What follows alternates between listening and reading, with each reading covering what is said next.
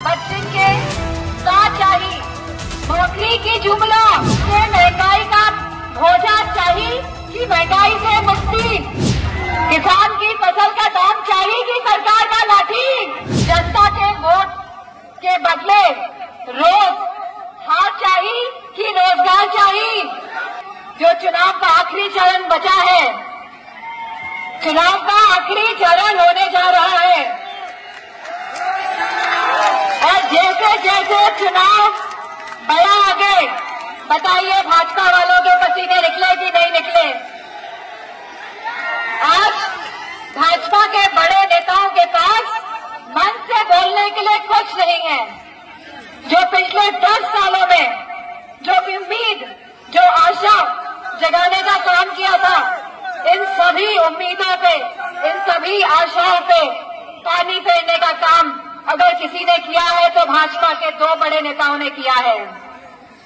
भाजपा के 2 बड़े नेताओं ने मिलकर पूरे देश की उम्मीदों पे, सपनों पे, आशाओं पे पानी फेरने का काम किया है और इनकी तृष्णा खत्म होने का नाम नहीं ले रही है और ये चाहते हैं कि तीसरी बार भी सरकार बनाएं।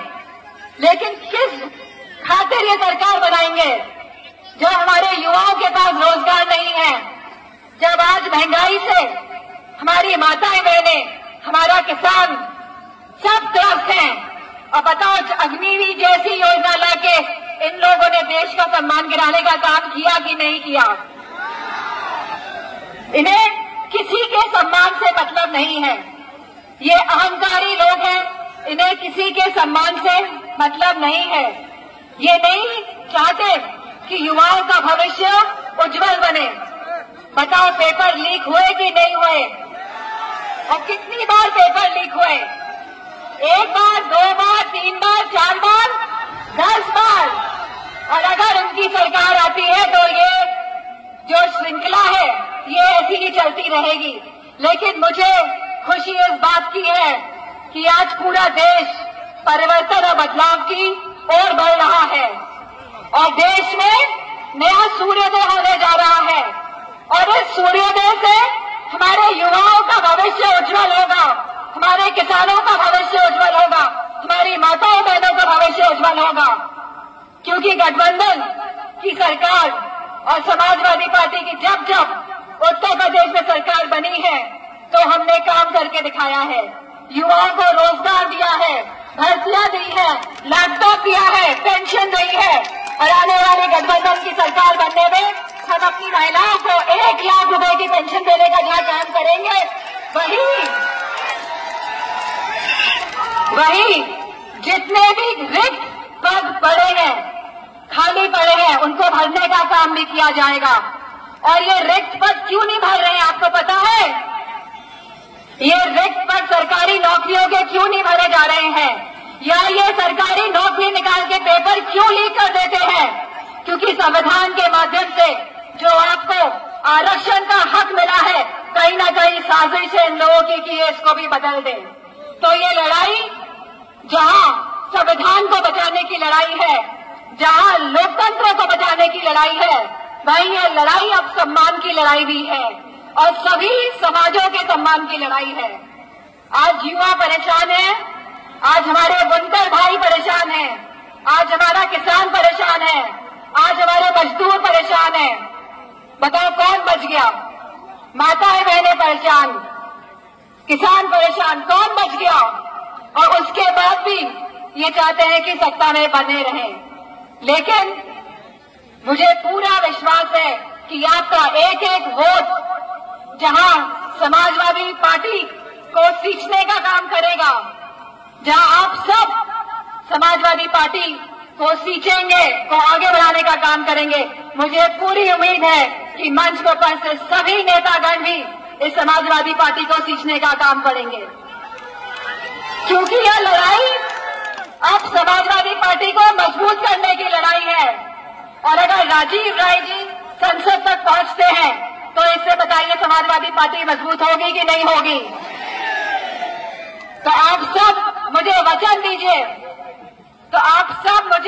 दीजिए, कि आप एक एक वोट समाजवादी पार्टी को देंगे कि नहीं देंगे। आगे आने वाली 1 तारीख को एक वोट 7 से 12 बजे तक समाजवादी पार्टी का बूथ तक पहुंचाने का काम करेंगे कि नहीं करेंगे? करेंगे कि नहीं करेंगे? करेंगे कि नहीं करेंगे? मंच वाले लोग थोड़े कम हाथ उठा रहे हैं। तो मैं समझती हूँ आप सबने वचन दे दिया है, दिया कि नहीं दिया? 3 बार हाथ उठाने का मतलब वचन दे दिया है। और देश की पुरानी कहावत है, इसको मिटने तो नहीं दोगे कि प्राण जाए लेकिन तो मुझे पूरा भरोसा है कि राजीव राय जी जो पहले 2014 में भी चुनाव लड़ चुके हैं और जिनका मूल है कि वो समाज सेवक हैं, उन्हें लगातार समाज की सेवा करने का कार्य किया है, चाहे कोरोना काल हो, चाहे बच्चों को पढ़ाने का काम हो।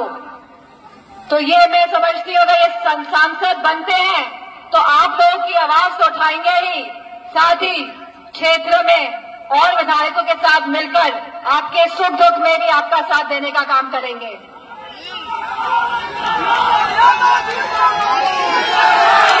क्योंकि 2014 के बाद चुनाव हारने के बाद बताइए इन्होंने क्षेत्र छोड़ा या नहीं छोड़ा? लगातार सेवा के भाव से जिस तरह इन्होंने काम किया है, सांसद बनने के बाद ये इससे 10 गुना ज्यादा काम कर सकते हैं और आपके सुख दुख में साथी बनते रहेंगे। और मौजूदा सरकार को हटाओगे कि नहीं हटाओगे? आजमगढ़ से तो पूरा सहयोग मिल गया है, घोसी से सहयोग मिलेगा कि नहीं मिलेगा? आपका एक वोट इस संविधान को बचाने की लड़ाई को मजबूत करने जा रहा है, आपके बच्चों के भविष्य को बदलने की तरफ, परिवर्तन की तरफ एक कदम है। और मुझे पूरा भरोसा है कि भाजपा के नेता जिनके पास अब बताने के लिए कुछ नहीं है, जो जनता को अब मुंह दिखाने के लायक नहीं बचे हैं, जहां रोजगार नहीं, जहां किसानों की एमएसपी नहीं, जहां हमारी माताओं को पेंशन नहीं, जहां महंगाई की वजह से सिंचाई महंगी, जहां बुनकरों को कोई सम्मान नहीं, तो मुझे पूरा भरोसा है कि ऐसी सरकार को हटाने का सहयोग आप सब करके समाजवादी पार्टी को भी मजबूत करने का काम करेंगे। इन्हीं शब्दों के साथ मैं आप सभी को, क्योंकि आप 12 बजे से यहाँ पे आ गए हैं और बहुत गर्म है, तो आप सभी को, जितने भी घोसे के लोग आज यहाँ उपस्थित हैं और जो दूर दूर तक मुझे नजर आ रहे हैं, आप सभी को मैं बहुत बहुत धन्यवाद और आभार प्रकट करती हूँ और मंच पर से सभी नेताओं को समाजवादी पार्टी के बहुत बहुत धन्यवाद और आभार। धन्यवाद।